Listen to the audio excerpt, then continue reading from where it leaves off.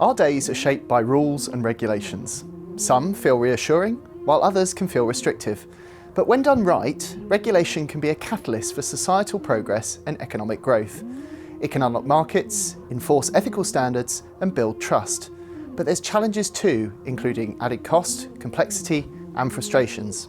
Today, we answer the big question: does regulation help or hinder growth? These have been huge success stories in Europe, but a lot of that was on the back of the UK market and the UK regulator being able to respond to it. Regulation should be about making sure that the most innovative new products can get into the market at the right pace. The challenge here with new technologies is you don't have those regulations on the shelf, so you have to be agile in the short term, but actually a lot of investors want more stability in the long term. It's how do you adopt that curious mindset? We talk about a how-to, not a can't-do mentality. Hello and welcome to the Green Room by Deloitte. I'm Ollie Carpenter and I'm joined today by my co-host Steph. From the expiry of our sandwich to the seatbelt we click into place without thinking, rules and regulations shape our daily lives. But while some rules feel reassuring, others feel restrictive for both individuals and business. With governments now demanding that regulators actively support growth, there's an opportunity to reimagine regulation. Is there a way to keep the benefits and skip the challenges? Today we're answering the big question: does regulation help or hinder growth? And today we're joined by Rob Bishton, who is CEO of the Civil Aviation Authority, and Sam Walsh, who is partner and UK Public Sector Regulation Lead at Deloitte. Welcome both. Morning. Morning. So to begin with today, let's talk about the fact that regulation touches upon everything, from best before dates through to financial stability. But at its core, what is the actual fundamental purpose of regulation? So going back to basics, what is it actually designed to do? Let's maybe start with you, Rob. Well, I think ultimately it's to ensure there's public trust and confidence. I think the more complex the matter that's harder for the public to understand, the more relevant the regulation has to be. Clearly, because it faces into an industry, it has to be the good tenets of regulation are still enduring, despite the current context, which has perhaps sharpened the focus on how they're applied, but being proportionate, being accountable, predictable, all really with the objective of making sure that the public has confidence in the choices that they take. And Sam, does that definition resonate with you? Absolutely. I mean, it is fundamentally about keeping people safe. You know, if we're not confident about the food we eat, if we're not confident that our money is safe in the bank, we're not going to engage in those products, and fundamentally that's not going to lead to a growing and positive economy. Definitely. And I suppose for those of us who are actually unfamiliar with the process, how can you go about creating regulation? So Sam, how do you actually determine how regulation is decided and then implemented? Well, that's a really complicated question, actually. So, I mean, regulation fundamentally is in our legal statute. So they are laws, and then those laws are then implemented by usually a set of regulators, which in government are usually arm's length of ministers, so they can act independently. Why we have regulations and how they come about usually is because of a crisis. Something has gone wrong. If you think about the building safety regulator, probably one of the newer regulators in the UK that was set up following the awful Grenfell crisis and Grenfell fire. Regulation is usually a reaction to a failure. So now we're up to speed on regulation, let's turn our attention to growth. And as it's going to crop up frequently in this conversation, be keen to learn a bit more from both of you. So how would you define growth within the context of regulation, Rob? I think the current context, and obviously the government narrative around growth is helpful, but what it does is, while still keeping the North Star of consumer outcomes and consumer interest being, for ministers as well as arm's length bodies and regulators still being the North Star, I think what the growth agenda from government over the last year particularly has made us do is focus on how do you drive investment. I think as Sam reflected on, usually regulations have been formed over a long period of time from hard lessons learned, and look, aviation, I think it goes without much explanation that it's learnt some very hard lessons and continues to, but operates an incredibly high standard of safety and security. Hopefully when you go and book a flight, not only do you have choice and you can pick your product, pick your destination, the UK is incredibly well connected, but you can also almost not give much thought to safety and security. If things go wrong, you want to know your passenger rights are upheld, but I think that's not to be overlooked in terms of what we've achieved in the aviation sector, but globally, So first of all, it starts at a global level. Over 65% of UK adults, typically in a rolling 12-month period, have taken a flight. 80% of visitors to the UK come by air. Those sorts of things mean that I think the growth agenda then, if you're going to look at it through that lens of investment, you need to still not only meet the public's expectation on trust and confidence, but you also need to meet the business community's expectation on how do you grow. So economists' view of growth, being about value and productivity and generation of that income effectively to the economy. I think the way I like to look at it is the outcome which we're trying to drive benefits for citizens and benefits for business. So something that materially feels better and is better for businesses and for citizens. And I think that's one of the things that in the CAA we've been balancing off, particularly over the last year, in keeping that consumer focus and outcomes as the North Star, but taking much more account of the benefits for business. And then hopefully that will, in no small part, because the aviation industry, is one of the UK success stories, but it will support the government's growth agenda. Markets is a huge part of it, massive aviation market. So 300 million people come through our airports and our terminals every year. So we have a really strong market, both the existing market, but also for generation of new markets, so new technology, taxis of the sky, drones. What we're seeing in the UK is people want to invest here because the market's there.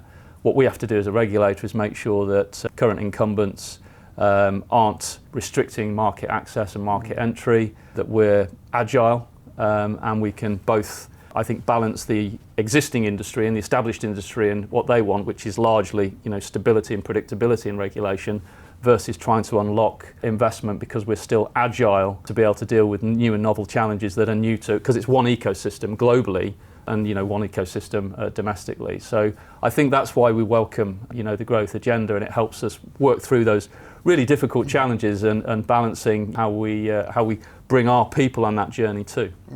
Trying to get everything in harmony. And Sam, let's think about regulation in relation to business growth specifically.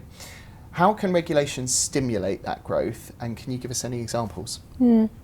So I think, as well as the trust and confidence that we've talked about, regulation should be about making sure that the most innovative new products can get into the market at the right pace. And there's been, there's a lot of regulators that are, and Civil Aviation Authority is one of them, that do a lot of work in trying to stay ahead of the industries that they regulate.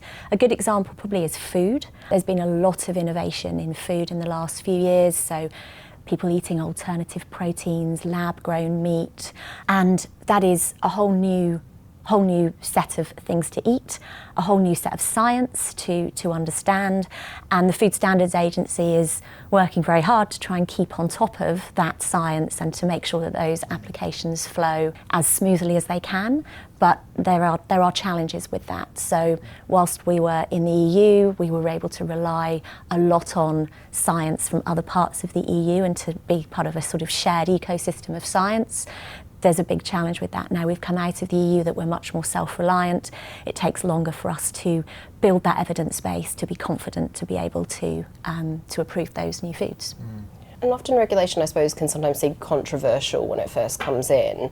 And Rob, maybe can you share an example from your sector, perhaps, where regulations come in and at the time it either seemed revolutionary or it seemed restrictive, but now it's become so widely accepted it's perhaps invisible and people don't even notice it. Do you have any examples of that in your sector?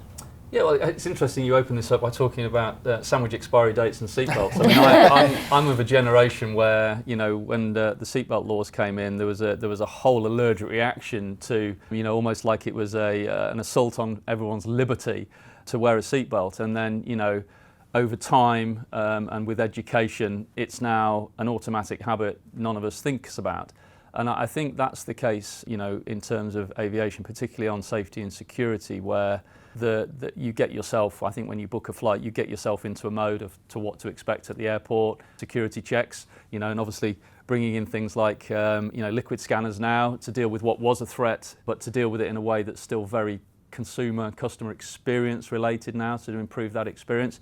But I think the mindset of travellers, particularly in the UK, is they're quite well versed in what to prepare themselves for, and as they go into that kind of passenger journey end to end, you get on board an aircraft, you're expecting a safety briefing. The cabin crew are primarily there for your safety, as well as obviously that service experience as well. So I think the aviation sector over again learning those hard lessons over a number of years has introduced a lot of things that people understand the reason behind, and they become part of what actually adds to their confidence. So I think if you turned up at an airport and all of a sudden there was a visible lack of security, and you got on board an aircraft and there was one crew member looking after 200 people, you'd probably go, something doesn't quite look and feel right. It might have been a very easy journey through the airport and onto the aircraft, but and no one telling you where to put your bags and telling you what you can't have at your feet.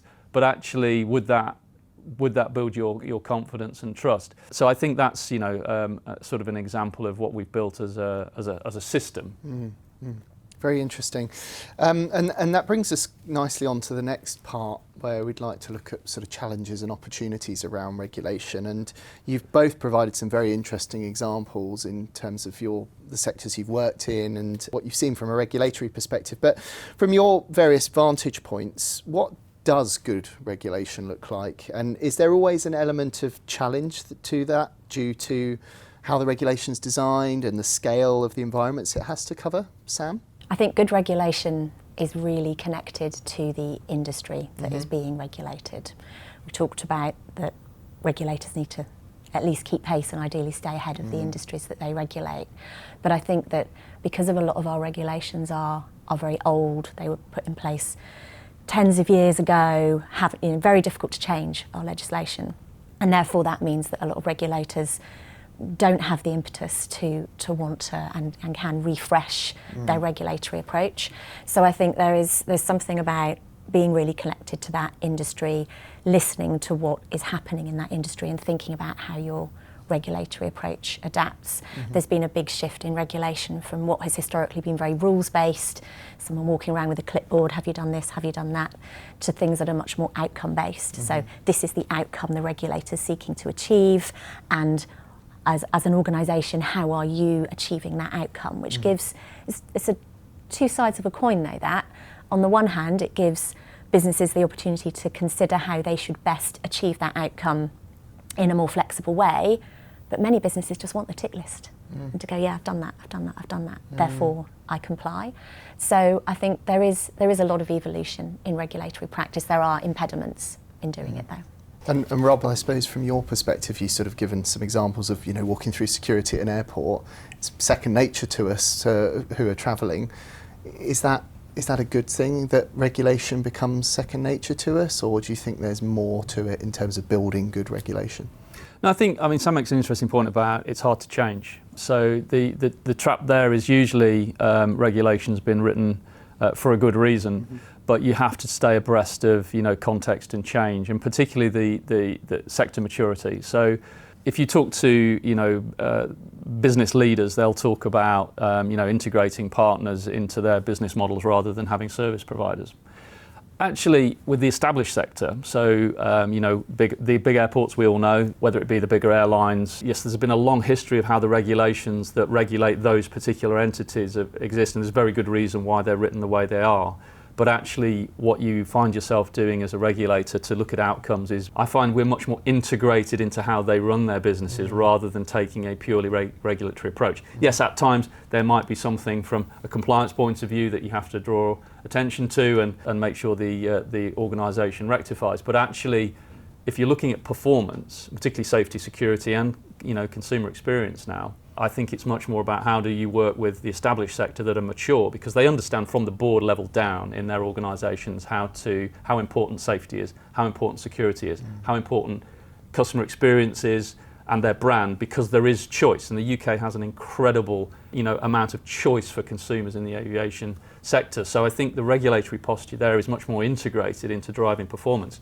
The flip side is, and post-COVID, I think where we've seen this disruption, technology now being brought in. We knew drones were coming, we knew advanced air mobility was coming, but for some reason, post-COVID and coincidentally post-EU exit, we've had this pace challenge.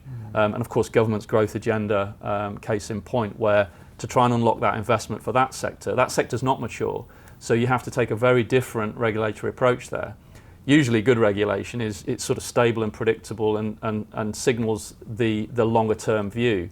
But actually the challenge here with new technologies is you don't have those regulations on the shelf. You don't want to write ones that aren't fit for the journey, but you have to be agile in the short term. But actually a lot of investors want more stability in the long term. I mean, I'll give you an example. When we set out the objective to be the chosen country in Europe for space launch of low orbit satellites, what I heard from investors and interested parties was that we had the most developed and complete set of regulatory requirements.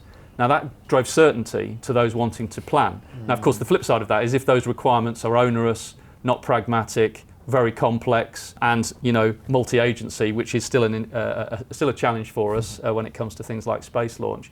It gives you an example of, yes, you've got one part of the ecosystem very mature, and you work with them in a much more integrated way, and the regulatory posture is much more backward-leaning actually on the compliance element because they've got it. With new entrants, don't have that maturity from the boardroom down. They don't necessarily know about the ecosystem. They don't know how to identify and mitigate risk. Therefore, it's a much more iterative process for them, which can feel quite painful. The regulator asking lots of questions. The reason for that is we don't have, the experience and maturity yet, so we're learning as we go in that way. And so it's a very different regulatory posture. And space is a really interesting example, actually, because there's a very complicated regulatory landscape around spaceflight. Yes, of course, the Civil Aviation Authority has the spaceflight, the launch requirements, but you have to deal with health and safety executive because you're dealing with explosives and local fire and rescue. There's all kinds of complicated elements to that regulatory landscape, and I think one of the paths to supporting the unlocking of more economic growth is for regulators to work more closely together, recognising that the businesses that they regulate are having to operate in lots of different regulatory regimes, and the regulators aren't always as joined up as they can be around that.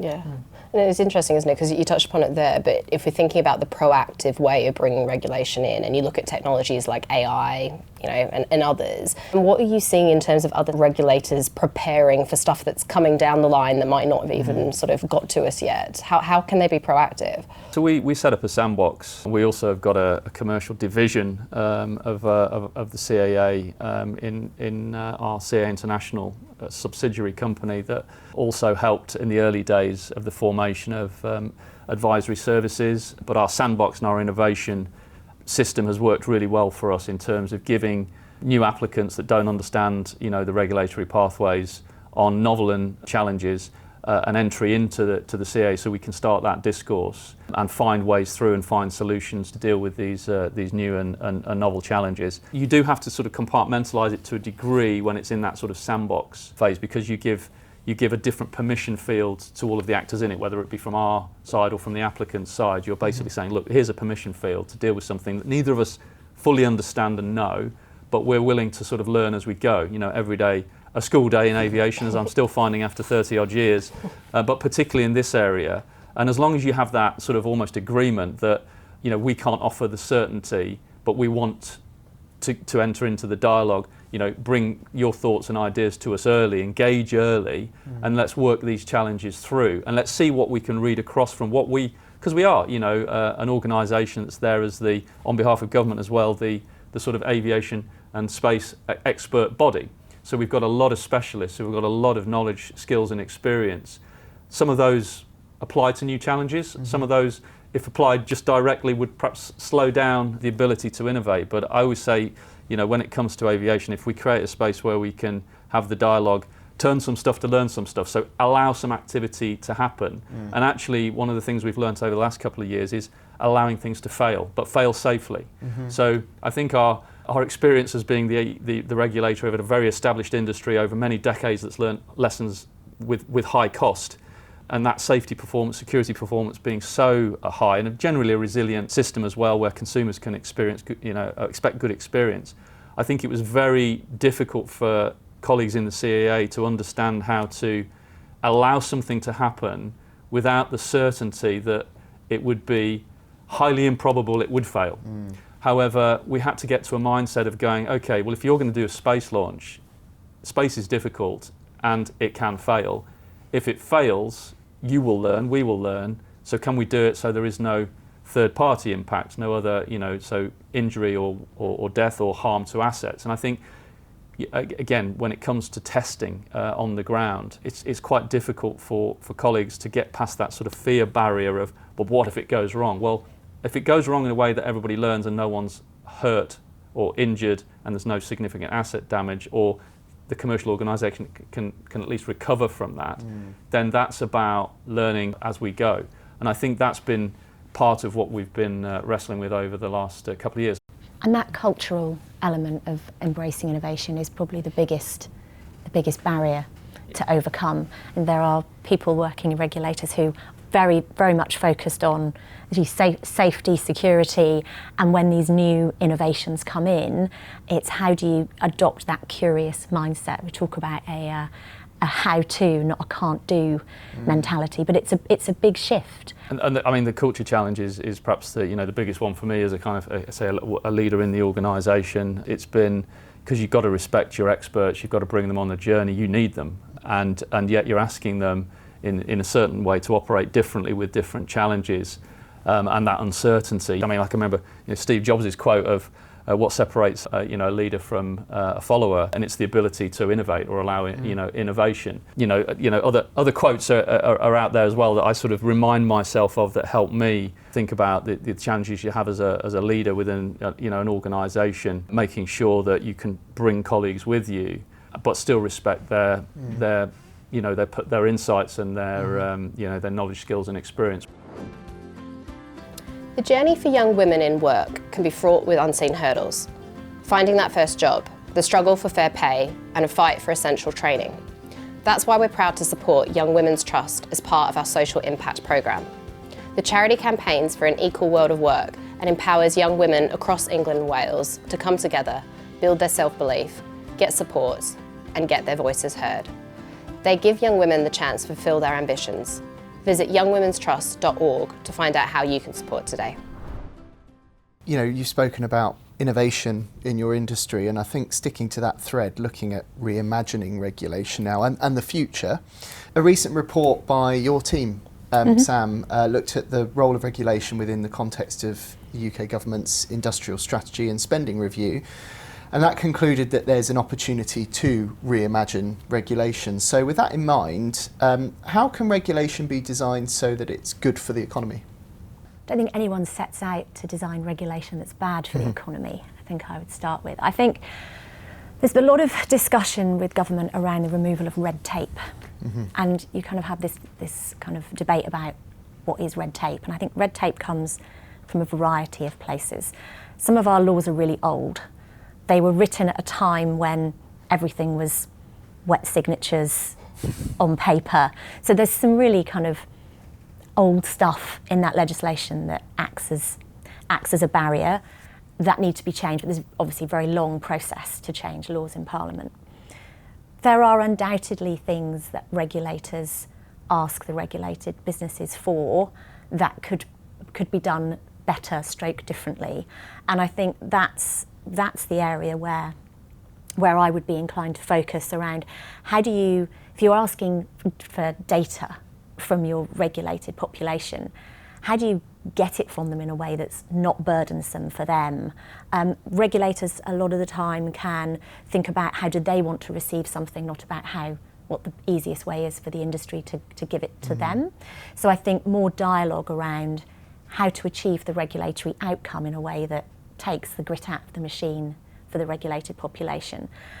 I think, though, there's also an element that businesses can over-interpret what a regulator puts out there. So especially in outcome-based regulation, you can get some organisations that could interpret a regulation in a very light touch way, others that could interpret regulation in a very heavy touch way. There's not a great deal that regulators can do about that. Although I did hear a great example the other day from the ICO, where they've put in their guidance now, must shoulds and coulds, which kind of just provides a bit more of a framework for organisations perhaps to be able to push back on their own internal counsel that actually we don't think we need to do that. So I think it's a shared endeavour. We need change in laws in Parliament. We need regulators to really think about and engage with business on what's easy for them to do. How do you optimise the cost of compliance on all sides? But then also we need to help businesses make sure that they're interpreting regulations in the most effective way. Yeah, I'm always reminded of, again, another quote, a sort of Marshall Goldsmith quote. What's got us here won't get us, there in terms of, and I use that in our airspace change area as well, where we don't, hold all of the levers in terms of modernising, this invisible asset above us all, which is our skies, and getting, the best use from it for commercial purposes as well as others. But there's very good reason that I think regulation and whether it's change processes to do with airspace have existed the way they have for a period of time, but again against the objectives the government wants and the industry wants and we want, and I think our public, certainly consumers in aviation, want. There's very good reason why things have to change and be done differently. And again, I think this growth agenda just is the catalyst, not just to looking at what that delivers in terms of GDP. I mean, you can say, look, if you improve air connectivity of an island like the UK, then for every improvement of sort of 10% connectivity, you've got about a 0.5% GDP sort of upside. Well, of course, those sort of macro level sort of analysis provides a really compelling reason to want to lean into this. But actually, it creates a whole different set of other opportunities as well, which is kind of looking at regulation across the entire system, not just the established sector with established regulation, but these new and novel challenges. And actually there's learnings both ways, I'm finding, where we need to look at the frictions in the system, often what's described as risk aversion of regulators. Well, if I'm sure whether you fly or whether you don't fly, you're aware of aviation and you want to know that if you're a consumer of it, that you're well protected, and also that if you're walking down the street, that you're safe. And so we've got a very compelling rationale to set high standards, I think, in aviation in the round. But that doesn't mean that we shouldn't do it in a way that's very thoughtful and proportionate, remove as many frictions as we can, create that longer term certainty. Again, it comes back to unlocking investments. There's been a great history in the UK of this, right? I mean, take low fares. Again, start of my career when I was a pilot flying, I came in, fortunately, I was able to get a job because low fares had just become the thing. And that wasn't about market share and cannibalisation. It was about market generation. And if you look at what happened over the course of the last 25 years with low-cost flying, what that's driven is huge market generation. And the regulator had to change, its approach. The industry had to deal with that scaling up of its operations to, generate that demand and then make sure the supply could reach the demand. Very basic law of economics. But it was an absolute glowing success story for the UK, and out of that came some great brands. Ryanair and EasyJet, now Wizz more recently.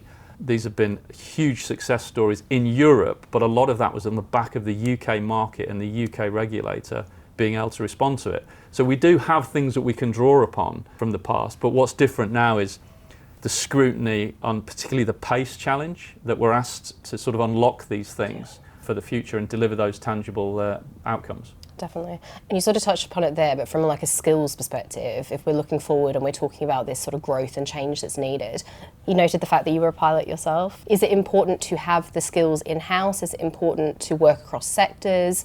Any sort of, Yeah, I still fly as well, but... You're still a pilot then? I think, when it comes to skills, you've got to look at, the sector wants to be competitive. They want the regulation to allow the sector to be competitive. And I think, that's about stable government agenda, when they've been very clear. So we welcome that. Stable policy framework and regulations, which, we've got a history in being. I think the third thing is skills, to be able to support that growth. Then you want the capacity, so again, driving runway expansion, airport expansion and airspace change to make sure the capacity is there for the sector to grow into as a part of it. And the fifth one, which is the one the government's focused on, is unlocking investment. But that creates that sort of, those are the pillars of creating a competitive landscape. As a regulator, we have to deal with monopolies as well. We have to deal with duopolies to a degree. We have to deal with incumbents, but allowing market access to new entrants and a level playing field, and ultimately deliver that choice, but that confidence for consumers. So I think a lot of these things, we're well versed in, but it's just that scrutiny of really challenging ourselves now to make sure we can deliver the best outcomes in the shortest periods of time for the UK. I think regulators need a mix of skills. You need to know the industry, but I think you also need to know regulation, and there are lots of different ways of regulating, and it's quite interesting. You talk to people who have only ever worked in one regulator, they only know that way of regulating. Actually, there's a whole spectrum, and I think there's a lot being done across the regulator community to try and join up practice across regulators. You've got UK Regulators Network, Institute of Regulation, who are all trying to help with that growing of the skills of regulation across the population. Regulators really struggle because they are small organisations. They can struggle to get the right skills and capabilities into them. Steph, you mentioned AI in one of your points earlier. Regulators really struggle to recruit and retain people with those kind of leading edge skills. So I think regulators working together on those kind of challenges can help overcome that. Yeah, you're absolutely right. And I think there's a degree of, what skills you need. Although somebody described to me, the CAA was great years ago because it used to be like the University of Aviation. I don't think that's necessarily the objective of a regulator or the CAA to be the University of Aviation, but I do think you need a balance of skills. Regulation and being a regulator is a practice in itself, and making sure you pay enough attention to that rather than just collect up a group of very skilled and knowledgeable people from industry, which tended to have been, a little bit of the approach of the past. But we've doubled in size. So if 5 years ago, if I'd have said, put your hands up if you've been with the CAA less than 5 years, hardly anybody would have put their hand up. If I said now, put your hand up if you've been with the CAA less than 5 to 6 years, more than half the room would put their hand up. So we've got, through that growth that we've had to, I guess, arrange ourselves against that sort of challenge, we've now got a real broad array of colleagues with skills and experience from industry, but a lot of younger people that have come into our side of the business as well, and using that. But the key point that I think Sam touched upon, which is again one of the reasons I carry on flying, is you've got to understand the sector. So my very, very basic test, whether it's established industry or new applicants, is do they feel we understand them and their business? Do they think that we're reasonable to deal with? Transparent, and that sort of service side of it, regardless of our requirements and what our decision might be. And ultimately, do they see us as doing some good things? And what do you see in the next 3 to 5 years as being the biggest regulatory change that might be coming down the line? The biggest regulatory change? Look, I think, we're still organising ourselves post-EU exit. I spent most of my career watching Europe harmonise incrementally over a number of years. And of course, the big one was when we, in 2003, for aviation, that meant we joined the European Aviation Safety Agency, but we then became a big part of their machinery. And actually, they used a lot of our intellectual property, if you like, to form the European standard. Of course, that we're still sort of organising ourselves to a degree post that event, even the number of years downstream that we are now. But in that, there is opportunity. So whilst, yes, that was a harmonisation and it was open skies, and we've to a degree retained the sort of open skies approach, so that's good for markets. I think from a regulatory point of view, the UK has to sort of stand there and go, okay, to Sam's previous point, a lot of the regulation is hard to change, but we do, and we have asked government for an aviation bill to give us more agility so that we can, as the expert body on behalf of government, take that judgment as to where we can actually remove some of the frictions from the system, both for our existing sector. Part of that's they want to stay harmonised with the global system because any divergence is complexity and therefore cost. But I think for new applicants with new technologies, and therefore where the regulation isn't on the shelf, that legislative agility based on our judgment as the expert body is what we would like, and that sort of helps. So I think that would help, in terms of the biggest regulatory sort of position change. An aviation bill with legislative reform giving us agility means we can genuinely look across everything and look at where the frictions are, the proportionality is, where we might be risk averse without good reason given the current context, and you kind of try and move forward at the pace that everybody would like us to. Definitely. And as we sort of look to wrap up, Sam, what's the one piece of advice you'd give regulators who are, looking forward to all these changes coming down the line?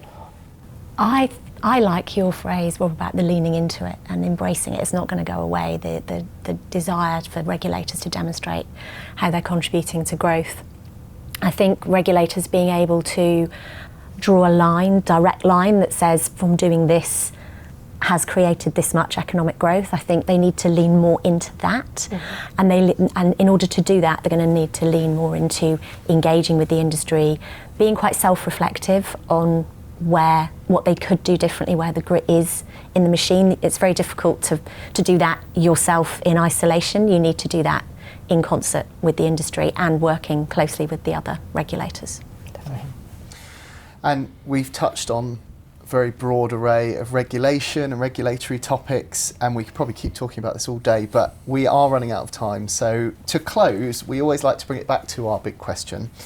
And with that in mind, does regulation help or hinder growth? Rob, I'll turn to you first. Well, you've got to expect me to say help, haven't you? Look, I think definitely there is. It's tried, proven, and tested. I think that the UK, in terms of its political system and its legislative system, and therefore its regulatory system, and not just in aviation, we've got a good track record, and we're world respected. And I think aviation, particularly as a global team business, it's really important to kind of keep that in mind when we talk about whether it helps or hinders. That doesn't mean that all regulation is still fit for purpose. It doesn't mean that we mustn't challenge ourselves, and it doesn't just mean that because we're a safety regulator, a security regulator, looking at passenger rights and ultimately trying to protect. Our mission is protecting people and enabling aerospace.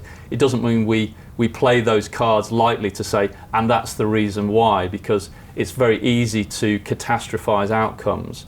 But what we must do is make sure that the frictions are removed, the proportionality is removed. So it can, of course, it can hinder, but I think it's just having that mature conversation or a maturing conversation with the sector and elected officials about the value of regulation, because it does provide, I think, when it's right, it absolutely does unlock investment. Not if you remove it, but when it's right, it unlocks investment. And that's ultimately going to drive, kind of good markets generation, good competition, good consumer choice. And what we're interested in is the best outcomes. Great. Thanks, Rob. And Sam? I'm afraid I'm not going to be controversial to Rob's view here. Absolutely, it supports economic growth. If we don't feel safe in the food we eat, that our money's safe in our banks, we're not going to engage in economic activity. That doesn't mean there isn't a place for smarter regulation and to think about how can we take the grit out of the machine and really make sure that we are making the absolute maximum contribution to economic growth through regulation. Fantastic. Really interesting discussion, and I'm afraid that's all we've got time for. But Rob, Sam, thank you so much for joining us in the Green Room. Thank you. Thank you. Thanks for listening to this episode of the Green Room by Deloitte. We release a new episode every other Tuesday with another big question. So don't forget to hit follow or subscribe to this podcast wherever you're listening or watching. And make sure your notifications are on, so that way you'll be alerted whenever a new episode drops. This podcast is produced by our very own Pod Squad. Original music by Ali Barrett.